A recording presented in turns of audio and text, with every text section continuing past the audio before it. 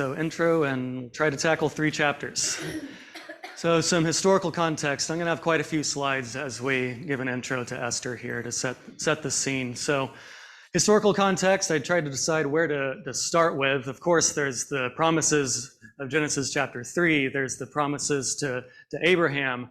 But picking up in Deuteronomy chapter 28, Israel has, of course, come out of slavery, and the law has been given, and God through Moses is speaking about what is to the blessings and the curses and what is to come to the nation. And so there's the blessing of, if you faithfully obey, all these blessings shall come upon you.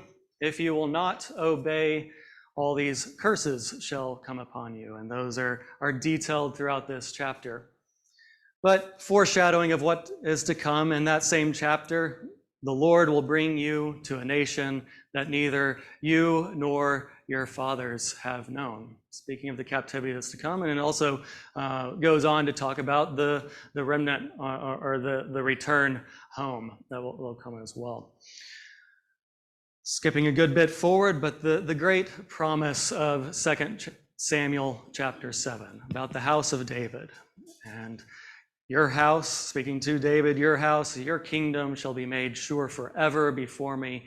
Your throne shall be established forever. Through the line of David, God's kingdom will be established forever, which of course necessitates that David's line continues, which plays into our study through Esther.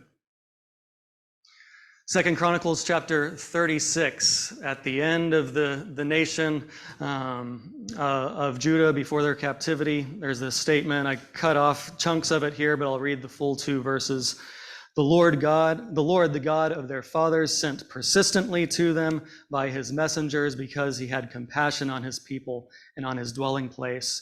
But they kept mocking the messengers of God, despising his words and scoffing at his prophets until the wrath of the Lord rose against his people until there was no remedy.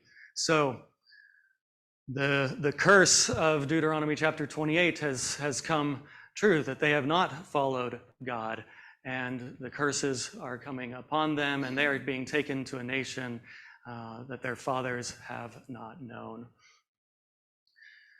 And so there's going to be 70 years of captivity. Jeremiah prophesies around this time that when the 70 years are completed for Babylon, I will visit you and I will fulfill to you my promise and bring you back to this place. So God's promise was not only that they would be taken into captivity, but that he would bring them back. And so a remnant does return. We've studied through the book of Esther just recently. Favor has been shown by, did I say Esther meant Ezra? Favor has been shown by the Lord our God to leave us a remnant in Ezra's prayer. And so a remnant does return, but it's only a remnant.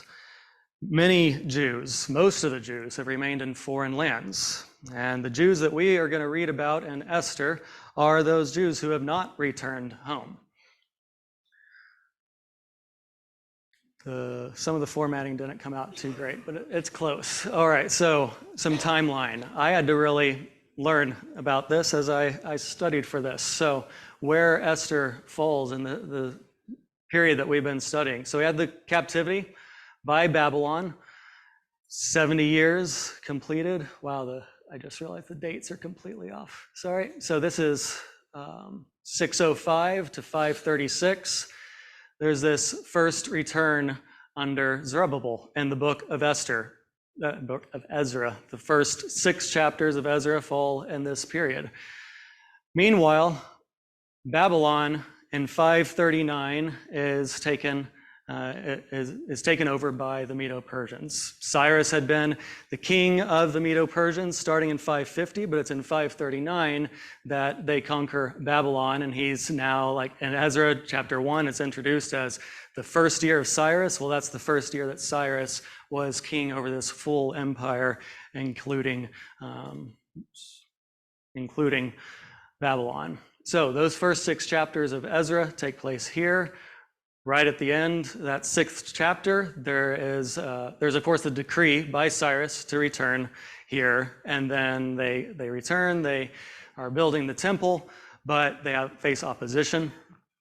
And it's under the reign of Darius then that they look back at the decree Cyrus had made and are encouraged to continue to build the temple. Well, there's actually a multi-decade gap here between chapter 6 and chapter 7 of Ezra, and that's where Esther falls. It's these 10 years from 483 to 473. It's under the reign of who's named Ahasuerus in the book of Esther, but it is in history he's known as the King Xerxes. There's a second return under Ezra in the book of Ezra, chapters 7 through 10, and that's under reign of Artaxerxes, and then a third return under Nehemiah that we'll get to next. So book of Esther falls right here in between chapter 6 and chapter 7 of Ezra that we just studied, and it's in the reign of Xerxes. A map here. In verse 1 of Esther, we will see that Ahasuerus reigned from India to Ethiopia down here. And this outlines his entire empire, the largest empire to date in the world at this time. And in verse 2, he sat on his throne in Susa. Can barely see it there, but that is the citadel, one of the 4 capital cities of the Medo-Persian Empire. But Susa is where the story of Esther takes place. A few theme verses. One theme verse for the book, taken not from the book of Esther, but from Daniel. The Most High rules the kingdom of men and gives it to whom he will. This is really what the book of Esther is about, God's providence over the kingdoms of men, and that he rules over these kingdoms and he rules over history. But from the book of Esther, we'll look at this next class and the text, but this is the theme verse for Esther. For if you keep silent at this time, relief and deliverance will rise for the Jews from another place, but you and your father's house will perish. And who knows whether you have not come to the kingdom for such a time as this. So not only does God reign over the kingdom of men and over history, but he uses people on this earth to accomplish his will. But regardless of what Esther does in this story, God will accomplish his will. Slide here on God stirring up the Medo-Persians, and we'll talk about why this matters, stirring up the Medo-Persian kings. We have a few statements as we read through the book of Ezra about God stirring up the kings. So in regard to Cyrus, chapter 1, verse 1, it says that the word of the Lord by the mouth of Jeremiah, that prophecy we just looked at, might be fulfilled.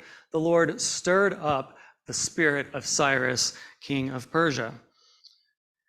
And then of Darius, I didn't see it specifically mentioned that God stirred him up, but when Darius looks back at, or when he allows the Jews to return and continue building the temple, it's a direct result of Cyrus's previous decree that God had stirred him up to issue. But then for Artaxerxes, this is Ezra writing after Artaxerxes decrees that Ezra can return to Jerusalem. It says, "Blessed be the Lord, the God of our fathers, who put such a thing as this into the heart of the king." And then we have Ezra's prayer. "Yet our God has not forsaken us in our slavery, but has extended to us his steadfast love before the kings of Persia." We'll come back to why that matters in the next slide here. God's providence in the book of Esther. What is a unique characteristic about the book of Esther compared to all other books in the Bible? So the mouthing, God is not mentioned in the book of Esther. Neither is prayer mentioned, worship, the law, many other things that we would expect to see and we see throughout all other books of Scripture. And so what is the purpose of Esther in Scripture? It's to show God's providence and his sovereignty over world history. So what we just looked at in the previous slide, God stirring up these kings of Persia, we see in this period of exile, 2 Chronicles, Ezra, Nehemiah, the favor with which these foreign kings, pagan kings of Persia, look upon the Jews.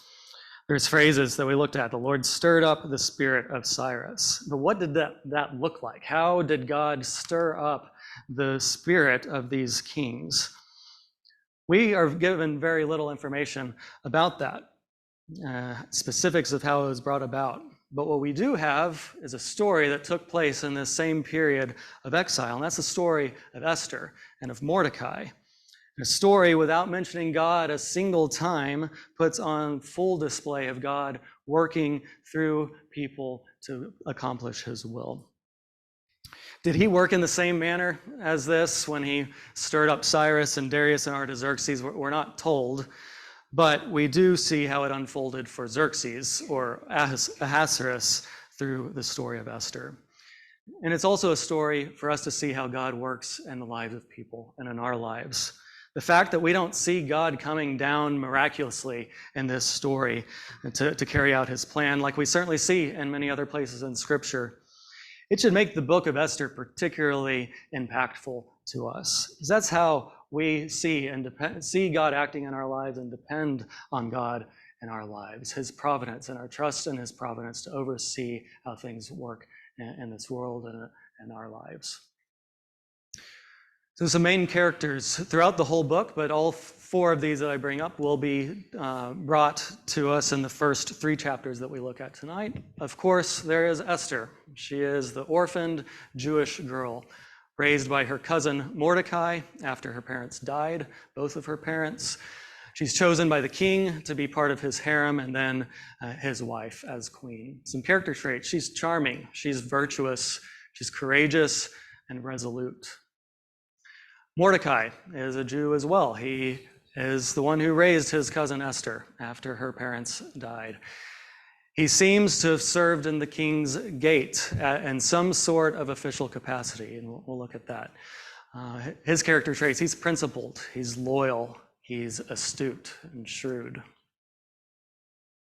Ahasuerus, he's the Persian king, the pagan king of Persia. He's ruling over this vast kingdom, the largest kingdom known to date from India to Ethiopia. He's self-absorbed, he is foolish. And we have Haman, an Agagite, promoted by Ahasuerus to a high position in the kingdom. He's egotistical, he's vengeful, he is conniving.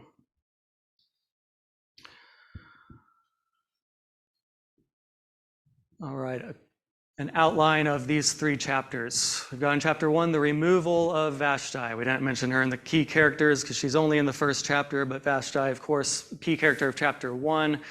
There's the king's feast as well as a feast of the queen. But Vashti refuses a request that Ahasuerus makes of her to come before him and his the people at his feast. Esther becomes queen in chapter 2.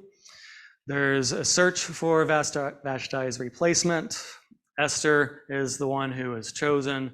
And we have this inserted important part of the story that Mordecai happens to be able to discover a plot against the king.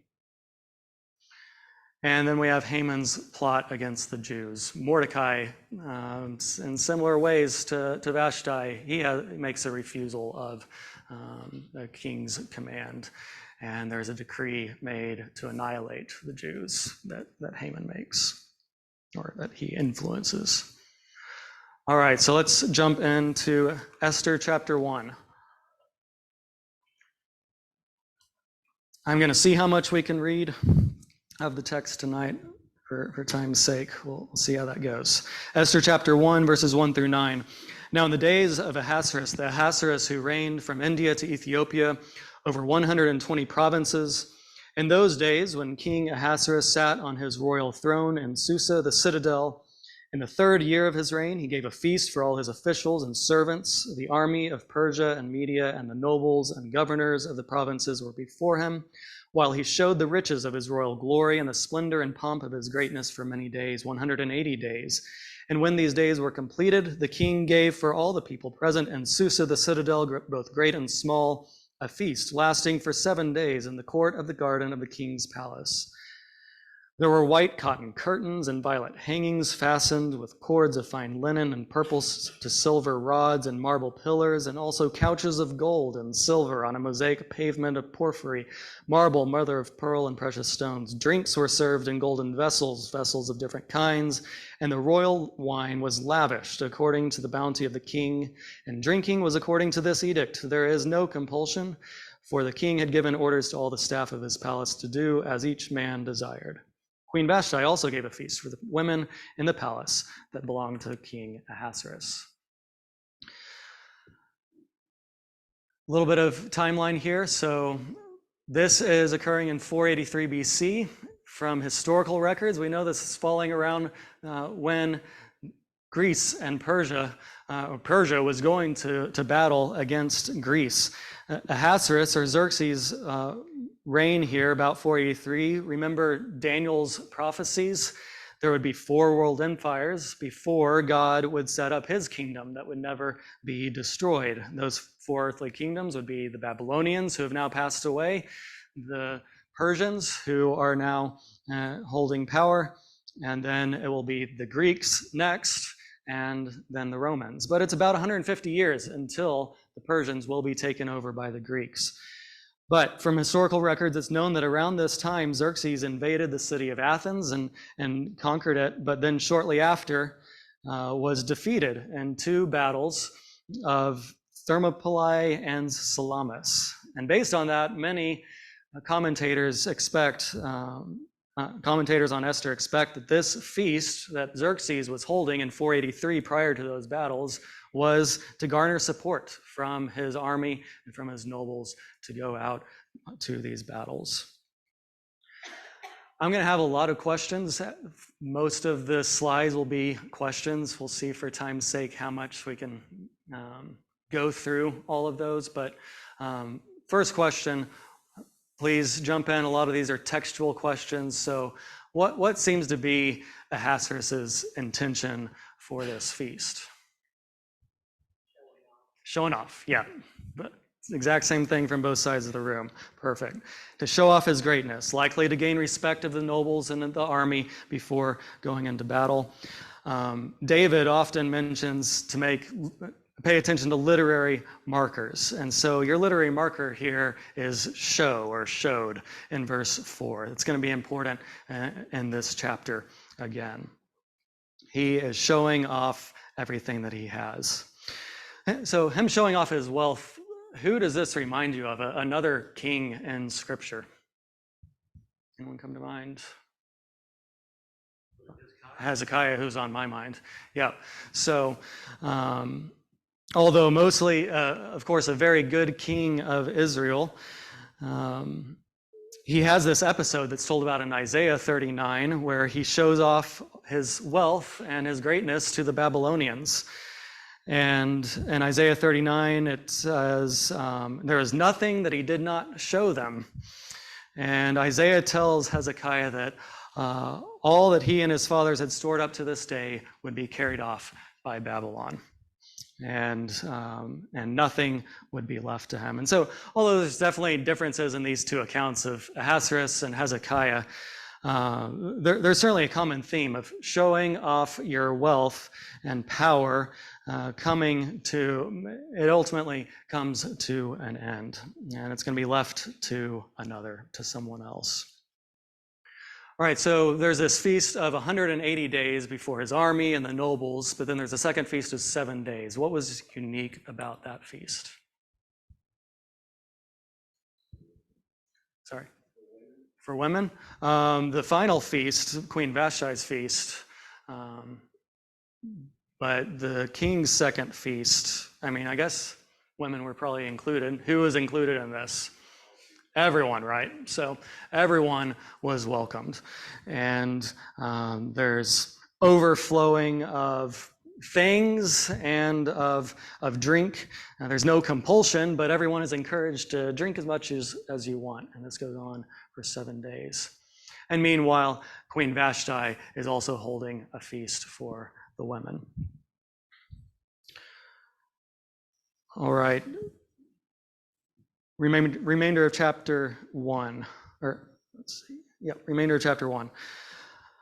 On the seventh day, when the heart of the king was merry with wine, he commanded his eunuchs, the 7 eunuchs who served in the presence of King Ahasuerus, to bring Queen Vashti before the king with her royal crown, in order to show the peoples and the princes her beauty, for she was lovely to look at. But Queen Vashti refused to come at the king's command, delivered by the eunuchs. At this, the king became enraged, and his anger burned within him. Then the king said to the wise men who knew the times, for this was the king's procedure toward all who were versed in law and judgment, the men next to him being Karshina, Shethar, Admatha, Tarshish, Meres, Marsena, and Mamukan, the 7 princes of Persia and Media, who saw the king's face and sat first in the kingdom. According to the law, what is to be done to Queen Vashti, because she has not performed the command of King Ahasuerus, delivered by the eunuchs? Then Mamukan said in the presence of the king and the officials, not only against the king has Queen Vashti done wrong, but also against all the officials and all the peoples who are in all the provinces of King Ahasuerus. For the queen's behavior will be made known to all women, causing them to look at their husbands with contempt, since they will say King Ahasuerus commanded Queen Vashti to be brought before him, and she did not come. This very day, the noble women of Persia and Media, who have heard of the queen's behavior, will say the same to all the king's officials, and there will be contempt and wrath in plenty. If it please the king, let a royal order go out from him, and let it be written among the laws of the Persians and the Medes, so that it may not be repealed, that Vashti is never again to come before King Ahasuerus. Let the king give her royal position to another who is better than she. So when the decree made by the king is proclaimed throughout all his kingdom, for it is vast, all women will give honor to their husbands, high and low alike. This advice pleased the king and the princes, and the king did as Memucan proposed. He sent letters to all the royal provinces, to every province in its own script, and to every people in his own language, that every man be master in his own household and speak according to the language of his people.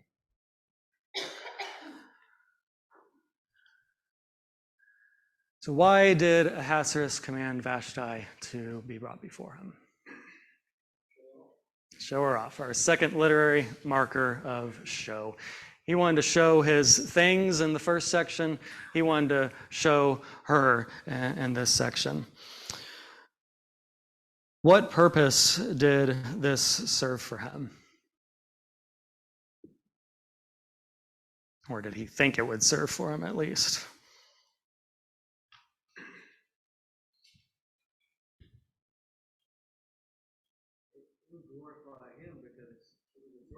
Yeah. Trophy wife, it shows off his greatness again. So it's the same thing as showing off all of his stuff. I have all these riches. I have the most beautiful woman in the kingdom. So therefore, you can trust me to be your powerful king and go out and fight these battles for you.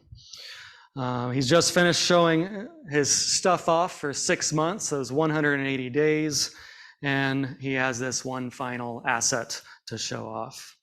He could have brought her before the kingdom to demonstrate that I have this wise and discerning wife, and this is why I have this help, and I can, because of her, I can help fight, be able to fight your battles. But he brought her out simply to flaunt her before his people, to bolster his own pride.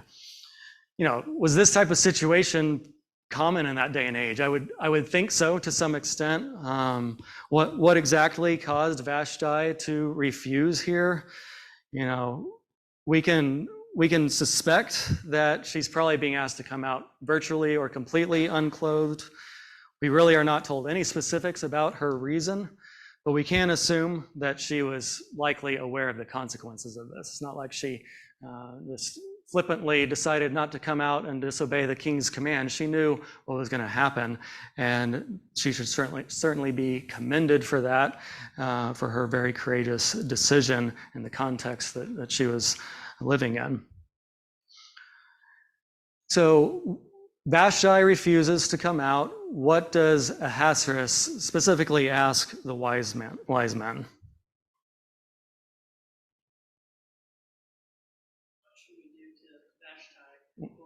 According to law. What should we do to Vashti according to the law? He's looking for a law to be able to handle this situation for him.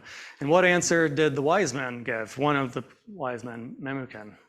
And what was the driving factor of his proposal? Mark. He was more worried about what this is going to do to the rest of the man, the way they were executed. Yeah. More so than with the law. Has nothing to do with the law. He didn't answer Ahasuerus' question, but he was very concerned about what impact this would have to him and his guy friends. So, yep. Is there another comment? Yep.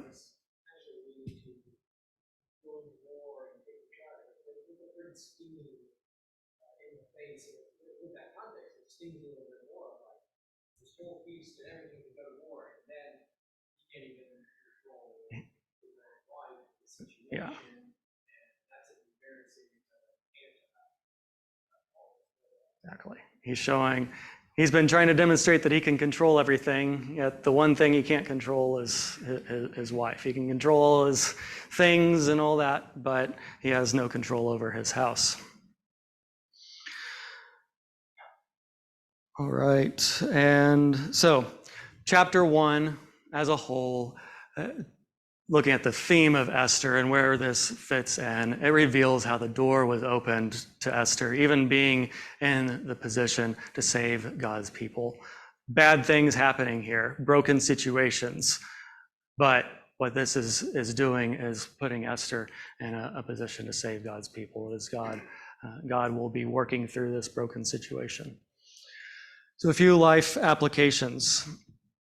Not all who seem great and powerful and wise are really that great, powerful, and wise. Our trust is not in man, but in God. In this story of Esther, my statement here is certainly about Ahasuerus. Who is it that we honor and look up to in our world? Is it those who can put on display their couches of gold? That funny, imagine a couch of gold. But displaying his couches of gold, he's got everything. If we could really get a look behind the scenes like we do in this council that he has with him and his wise men, look behind the scenes, what are these men, what are these people really like? Are they people who we should look up to? But to an extent, this also applies to anyone. And in this story, Esther and Mordecai, they are not perfect people. They're going to be introduced here shortly. The point of the book is not that Esther and Mordecai were perfect, and so we should imitate them in every way, though they certainly have good qualities. But the point of this story is how God takes broken situations and works them to accomplish his will and for good. Another life application in your personal relationships, if you have to turn to legal code to get someone to do what you want, you're doing something wrong. Your wealth will be left to another. And how do we think that respect is earned? Is it by showing our wealth and power like Ahasuerus? Is it enforcing our will like the wise men wanted to do? Or is it holding to our principles even in the face of repercussions? Vashti lost her reputation. She lost respect in a sense among the foolish actors around her, but she earned respect by any objective observer of this situation.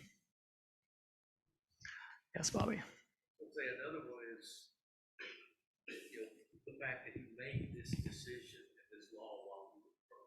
Yeah. And I read something where they said a lot of times they would make decisions when they were drinking, but then they would confirm it a few days later when they sobered it up. That he made a law while he was drunk. And that is a bad thing to do. Yeah. He made this law while he was drunk. He didn't wait until he was sober-minded. All right. We are woefully over time. So no way we can read everything.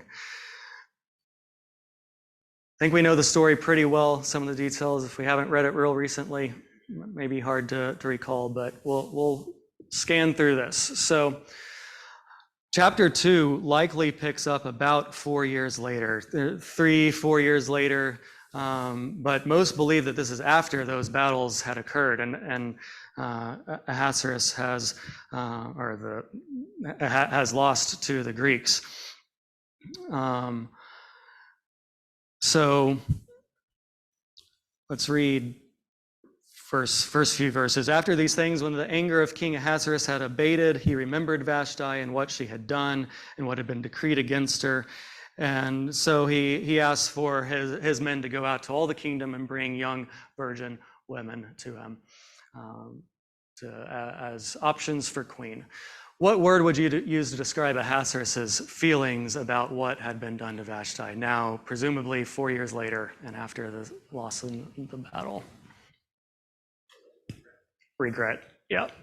So his ego is deflated, and now he seems to regret what has happened. Why couldn't Ahasuerus just bring Vashti back? We know from Daniel, we know from later in this book that the laws of the Medes and Persians could not be revoked. And that's going to come in and be a big factor later in this story. So maybe he didn't want to for pride reasons and all that, but from a law perspective, he couldn't bring her back anyways. So his advisors proposed gathering all the beautiful young virgins of the kingdom into his harem and to choose a queen from them.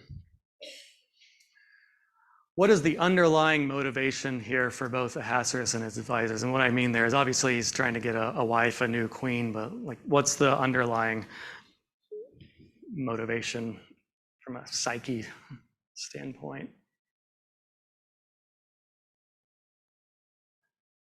First thing that pops in my head is I didn't want to look bad. That he doesn't look bad. Yep. Good. And to console himself, presumably.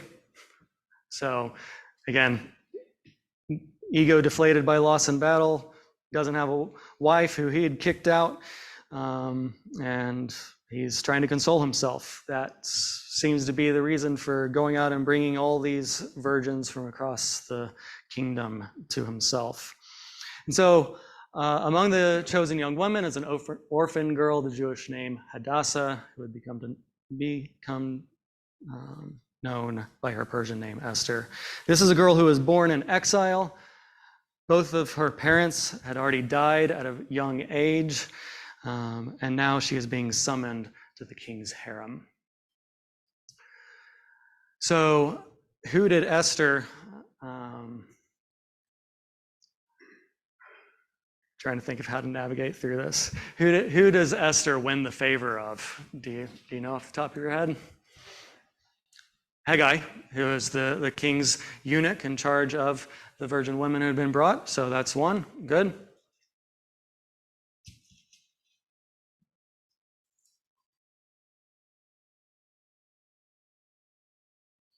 All who saw her in verse 15, and then ultimately the king. She was charming and won the favor of pretty much everyone she encountered.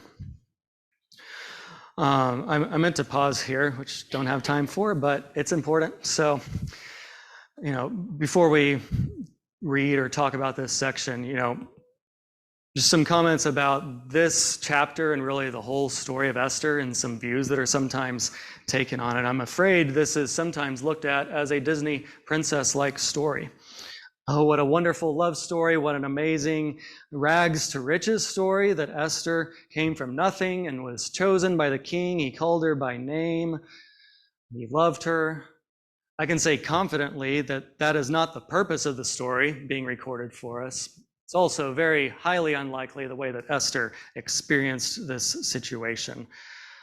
To the contrary, what we're seeing here is Ahasuerus, for his own physical gratification and psychological consolation, going throughout his entire kingdom and bringing to him all the young, beautiful virgins. And today we would call this sex trafficking. Here it's government-sanctioned sex trafficking.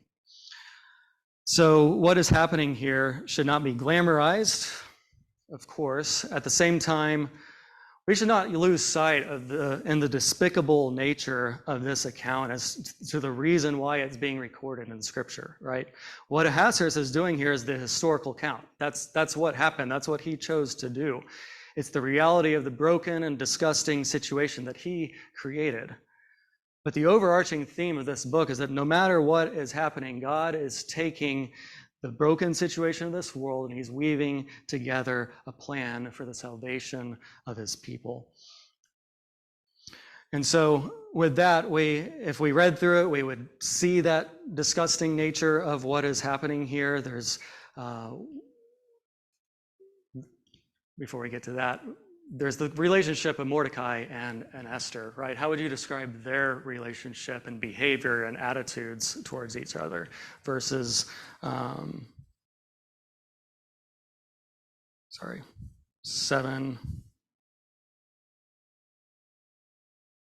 10 and 11.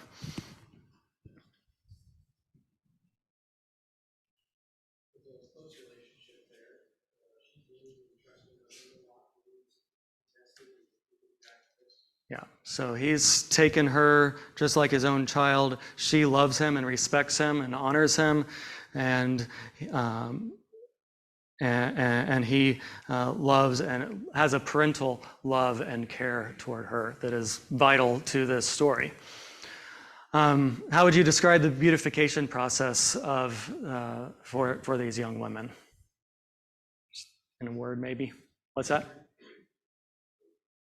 Hearing mumbling.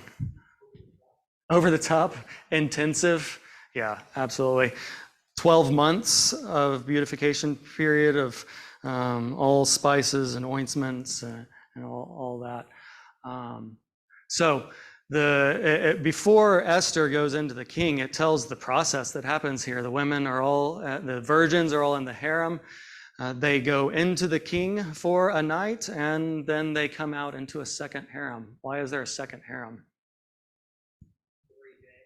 The rejects, yeah. Lest there's any question what happened in this night, which there's obviously not. They went in a virgin and they came out a concubine, and now they are in the house of the concubines. Esther is being given everything, basically, and she's given the opportunity when she goes into the king to take anything that she wants. What's her response to that?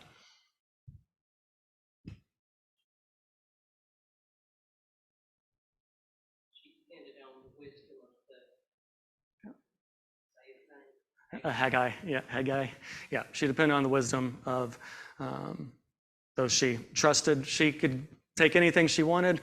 She rejected it, left it up to the advice of others, even after a 12-month of have whatever you want. Show something about her character. What did Ahasuerus think of Esther, and what did he do in response? She won favor in his sight more than all the virgins. He made her queen and sent gifts throughout all the kingdom. And it's certainly likely that there's more to it than her physical beauty in this, right? The way that she wins the favor of everyone she encounters. There's a reason why Ahasuerus was drawn to her over the others. All right, Mordecai discovers a plot. What was the plot? Who was making it? Two of the eunuchs had become angry at the king. Who knows why someone would be angry at this king, right? They're seeking to kill him. Mordecai is sitting at the gate. We do think that Mordecai probably he was already at the king's gate in an official capacity, right? But also, what has Mordecai been doing this entire time? Every day he's been checking on Esther. And who knows how that played into his relationship with the eunuchs and his opportunity to be able to overhear this plot. So Esther is the one who then reveals the plot to the king, but she gives credit to Mordecai, and it's recorded in the book of the Chronicles, the King's Chronicles, very importantly establishing Mordecai's credibility that comes into play later in this story. So chapter 2 as a whole reveals how Esther and Mordecai gained credibility and influence in the unlikeliest of places, the very court of the king of Persia. A couple of life applications. Do you care more about your own gratification or the impact of your choices on others? Of course, Ahasuerus was to the extreme here, but what situations do we choose our own gratification over the benefit of others? And in difficult circumstances, do what is in your power and let God work out his plan. Esther continued to obey Mordecai. Mordecai remained loyal day after day in keeping watch over Esther. Esther remained charming and resolute in character, both in lavish and debasing situations, and Mordecai's daily diligence led to an opportunity. All right, chapter 3, Mordecai's refusal. Haman, there's an interesting note here about Haman. He's called an Agagite. Remember, Saul spared the Agagite, King Agag. There seems to be, and Mordecai is a descendant of Kish, a Benjamite, who Saul was as well. So very interesting potential subplot here between Mordecai and Haman.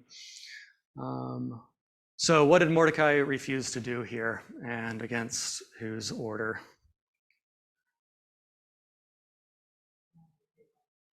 He refused to bow and pay homage to who specifically? Haman. It was at the order of the king, but he was to bow before Haman. It says that Mordecai revealed himself as a Jew here. He had told Esther to not reveal herself as a Jew. He does reveal his Jewish heritage here. Why do you think so? Perhaps why he wasn't bowing down? Yeah, I would think so. And it's likely that this bowing down before Haman was not just a sign of respect, but rather of worship. And so when Mordecai was being pressed why he wasn't doing this, he revealed that as a Jew, he would not bow before and worship anyone besides God. So how did Haman find out about what Mordecai had done? Some of his servants ratted him out, basically. Some of the king's servants ratted him out. Haman was filled with fury. He's not just angry at Mordecai, he wants to eradicate the entire Jewish people. And so this decree goes out against the Jews. Haman does the casting of lots to figure out what day is most optimal to do it, and it turns out it's going to be 11 months later, so there's a large gap here. 11 months later is the date that's decreed, but in order to make that decree, Haman presents his case before Ahasuerus, and basically says that these people don't respect you, and there's no profit to keep them around. That's his reason to eradicate this entire group of people. And how involved was Ahasuerus in this decision? It seems like almost not at all. He doesn't even seem to understand who these people were and what exactly was, well, he understood what was being decreed, but doesn't even seem like he's the one that actually signed it and sealed it. It was done in his name, is what it said. So this was all Haman's doing and manipulating Ahasuerus. And did Ahasuerus understand? No. What was the response after the decree was sent out? The people were like, what is going on? This wasn't just a normal thing. This was abnormal. It did not make sense. And yet Haman and Ahasuerus are sitting in the castle and drinking and sitting down to drink. So chapter 3 reveals a situation that created a need for a rescue mission for God's people. One very quick life application: how do we respond in situations that demand countercultural behavior and demand us revealing that we are Christians? Thank you for your attention and participation tonight.